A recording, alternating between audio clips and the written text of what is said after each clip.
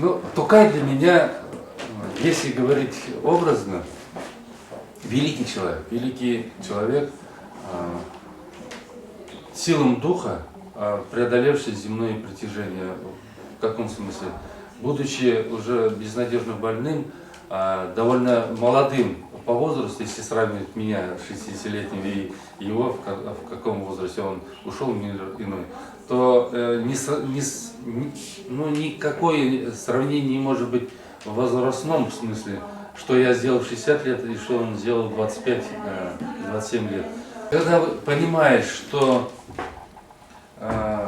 он смог воплотить в себе идеи просвещения народа в том 19 веке, на рубеже 20 века, так как в то время возникали много идей, и революционных, и преобразовательных в литературе, в живописи, в искусстве, в любом другом, в драматургии особенно.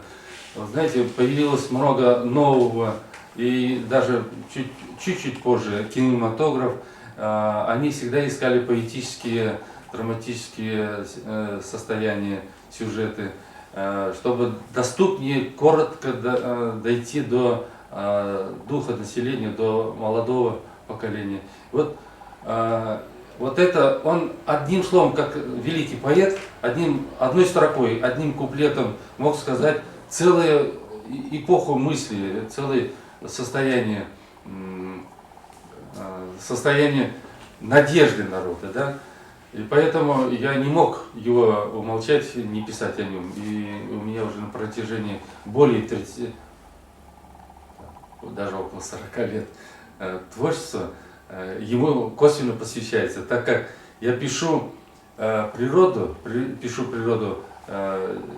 сельскую, допустим, обязательно понимаю, сейчас отголоски наших старых деревень, это отголоски того времени, это время, напоминающее его, что, мне кажется, в каждой нашей татарской деревне, видя образы домов, людей, стариков, сразу же появляется он, появляется Тукай. И особенно вечернее состояние, я постоянно ощущаю его, вот как у Пушкина, как он воплотил себя в русской поэзии, в русском народе, так и Тукай воплотил всем своим творческим трудом дух татарского народа. Он связал старые, борясь снова в новом времени со старыми, уходящими в прошлое духа татарского народа, да, он попытался, как правильно выразить,